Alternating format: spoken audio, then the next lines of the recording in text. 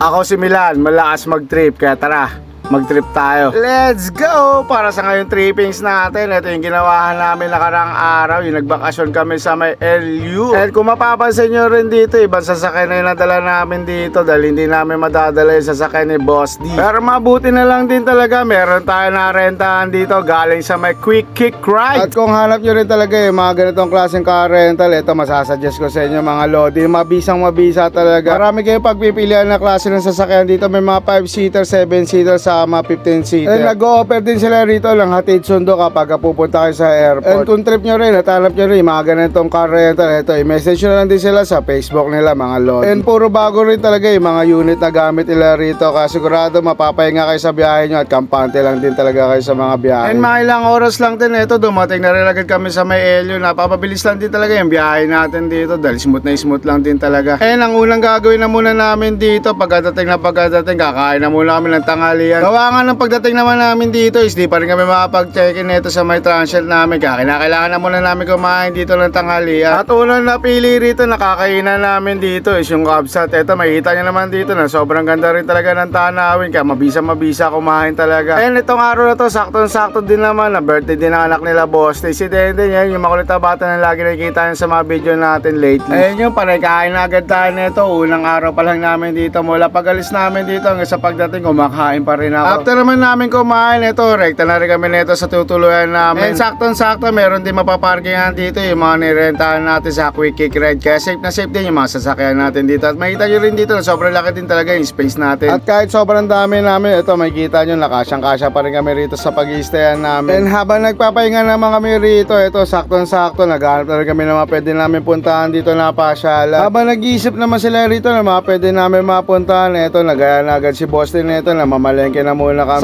Sakto naman dito sa pinag-istayan namin, meron kami pwede lutuan dito, kaya ito mamamalengke na rin kami nito. Dito na lang kami bali sa malapit lang din. Kakagaling lang namin sa may kainan, ito pagkain na naman ulit yung iniisip namin dito para sa hapunan naman. Para mamaya pagdating ng gabi, pagka naligo yung mga kasama namin dito na mga bata, yung pag-uwi na nila may makakain na rin agad. Pagdating pa lang namin dito sa tinutuluyan namin, agad na rin kami masikaso na ito na makakainin namin para kahit pa paano hindi na rin kami mahirapan na ito pagdating ng gabi. At syempre pag ganito nasa dagat tayo, gugutomin tayo na ito pag lumangoy lang ngayon, pag nagala-gala ka rito. Kaya sakto pag uwi namin na ito, sigurado may kakainin na rin kami agad. Kaya pagtapos namin mag-prepare na ito ng ulamin namin pagdating ng gabi, eto sumama na rin kami na ito sa pagpunta sa dagat. Bali tamang tambay lang muna tayo na ito dahil magtitingin lang tayo rito ng sunset dahil wala pa tayong plano maligo na ito. Gawa ng mga ilang oras na lang din ito, magsasara na rin dito at bawal na rin maligo. Medyo sobrang tagal lang din talaga lumubog, kaya ito minadali na ni YG. Kinain na muna niya araw dito para makabalik na ulit kami na ito sa tutuluyan namin. Bali walk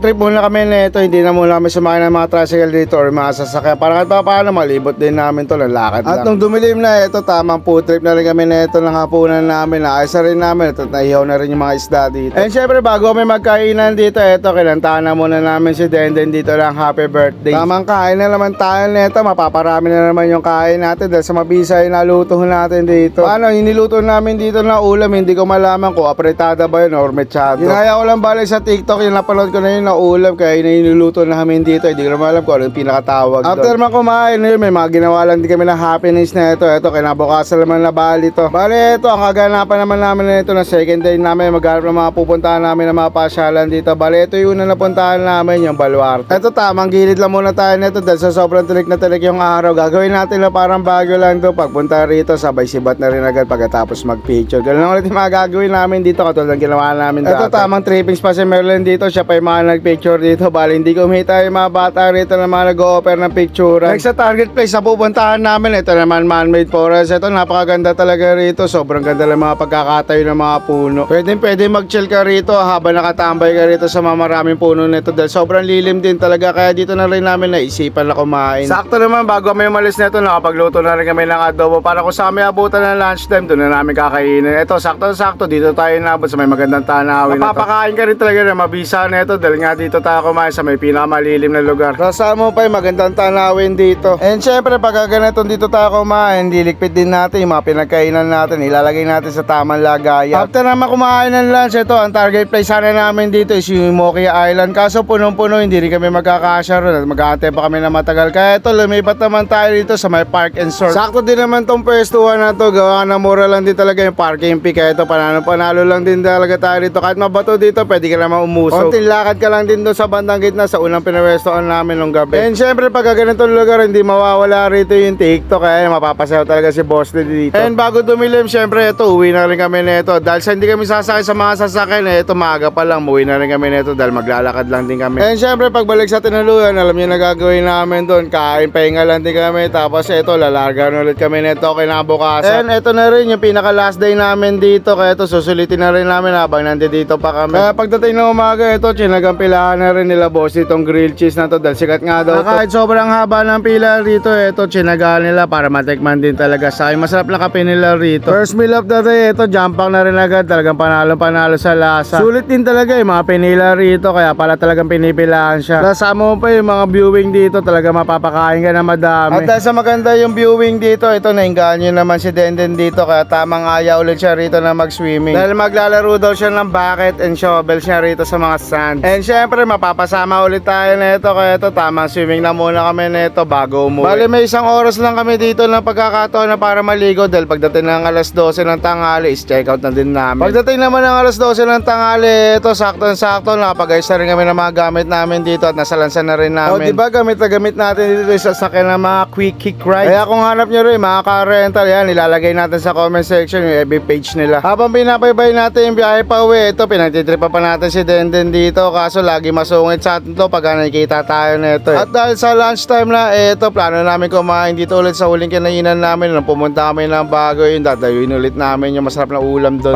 Panalo kasi rito yung sinanglaw sa kayong papaitan, pati na rin syempre sinampaluang kambing, tinikman din natin yan dito. Saktong-sakto din kasi yan, bago ako pumasok ng T-Flex, dito ako na rin kakain talaga, kaya ito, dinadayo rin talaga yung kainan na to. And ayun lang naman din yung ginawa namin dito sa pagdayo namin sa Elio, napaka mabisa din talaga at napakasaya. And yun, big thank you dito kay La Boss D sa Danting Family sa pagsama sa amin dito. So paano, hanggang dito na lang din tong video na to. Lagi kong papaalala sa inyo na 10-0, keep safe everyone.